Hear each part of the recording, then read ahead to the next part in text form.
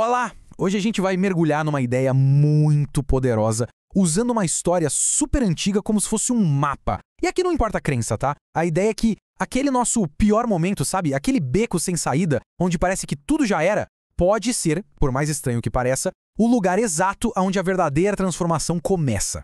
Pensa naquela sensação de estar num beco sem saída. Parece que o passado é um muro que não para de crescer nas nossas costas, cheio de coisas que fizemos ou deixamos de fazer. E o futuro? É só neblina, não dá pra ver nada.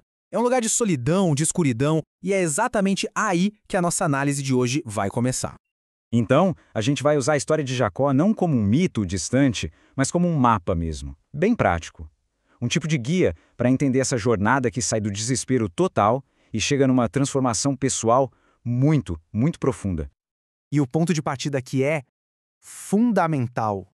O personagem principal dessa história toda não é nenhum herói, sabe? Longe disso. Pra ser bem sincero, ele começa como um tremendo vigarista. E é justamente essa falha, esse defeito, que torna a luta dele tão relevante e tão humana. A história toda já está contida no nome dele. Jacó, em hebraico, vem de calcanhar, mas também significa suplantador, enganador.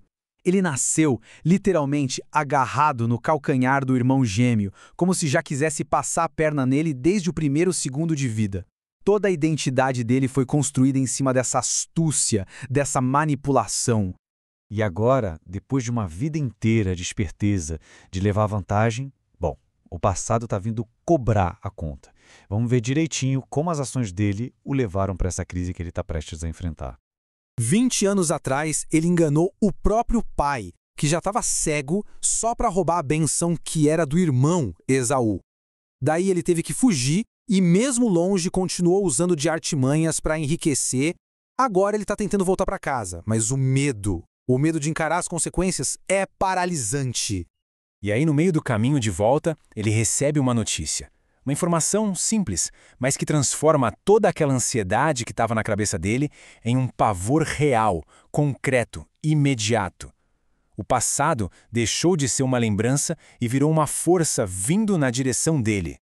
O irmão dele, Esaú, está vindo ao seu encontro. E assim, ele não vem sozinho. Ele está vindo com 400 homens. Ok, vamos ser bem claros aqui. Isso não é uma comitiva de boas-vindas, né? Isso é um exército. A mensagem é óbvia, tô indo aí acertar as contas. O pânico se instala de vez.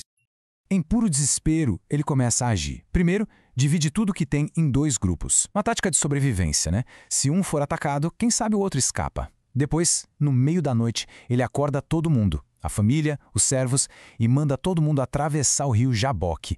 E aí, ele fica para trás, sozinho. E o texto nos dá essa frase de uma simplicidade que chega a doer.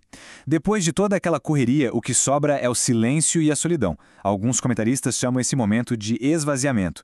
Ele precisava se livrar de tudo, da família, da riqueza, dos servos, para não ter mais nenhuma distração, nenhuma desculpa, nenhum papel para interpretar.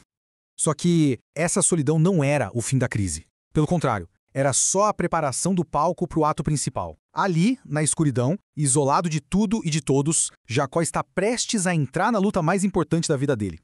De repente, um homem misterioso aparece e começa a lutar com ele a noite inteira. A tradição diz que essa figura era um anjo ou talvez o próprio Deus.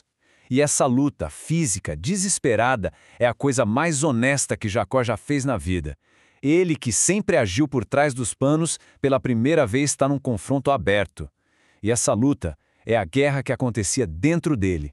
A luta continua, e o homem desloca a coxa de Jacó. Mesmo machucado, exausto, ele não solta. E é nesse momento de pura agonia que ele diz a frase que muda absolutamente tudo. Eu não vou te soltar enquanto você não me abençoar. Mas o que é isso? É só teimosia dele de sempre? Não, é diferente. As análises dessa história trazem um conceito fascinante: a teimosia santa. É a mesma garra, a mesma característica da personalidade dele, só que pela primeira vez ela está apontada para outra direção. Ele não está tentando levar vantagem. Ele está se agarrando com tudo que tem a uma chance de ser transformado.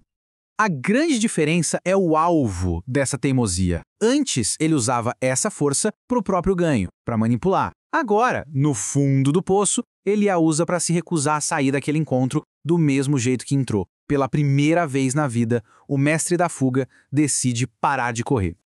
E é nesse exato ponto que a luta muda completamente de figura. Deixa de ser uma questão de força física e se torna uma batalha pela identidade dele.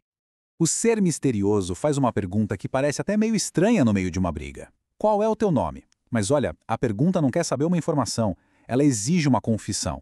É como se dissesse, admita, em voz alta, quem você realmente é. E ele responde, eu sou Jacó. Mas ao dizer isso, ele não está só se identificando, ele está confessando, eu sou o enganador, eu sou o trapaceiro, o problema sou eu. É um ato de humildade tão radical que escancara a porta para a mudança. A gente só pode curar aquilo que admite ter. E no instante em que ele admite a própria falha, essa identidade é trocada. O nome dele não vai ser mais Jacó, mas sim Israel, que quer dizer aquele que luta com Deus e prevalece. A bênção que ele queria tanto, no fim, não era uma mudança nas circunstâncias lá fora, era uma mudança de identidade, aqui dentro. Mas a história não acaba com uma vitória simples, limpinha. A cena final tem um paradoxo que é, talvez, a parte mais forte de tudo isso. Ele consegue a bênção, sim, mas ele sai da luta permanentemente marcado.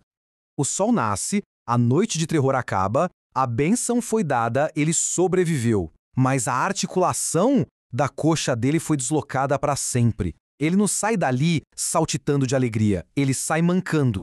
E esse mancar não é um prêmio de consolação, não. A ferida é a prova, é o troféu de quem esteve no ringue com o divino e sobreviveu para contar a história. Cada passo manco pelo resto da vida seria uma lembrança daquela noite. A marca o força a ter uma humildade nova, o que o torna espiritualmente muito mais forte mesmo sendo fisicamente mais fraco. E isso nos leva a uma citação espetacular que vem dessa ideia. A cicatriz é a prova de que a batalha foi real, de que a transformação teve um custo. A sabedoria de verdade não vem da teoria, sabe? Vem da experiência, das lutas que deixam marcas na gente. E tudo isso nos deixa com uma reflexão final. A história foca quase que obsessivamente na transformação interna de Jacó, que acontece antes mesmo dele reencontrar o irmão. E isso faz a gente se perguntar, será que, no fim das contas, a gente precisa primeiro vencer as nossas guerras aqui dentro, para só então ter alguma chance de encarar os conflitos que a vida jaga na nossa frente, do lado de fora?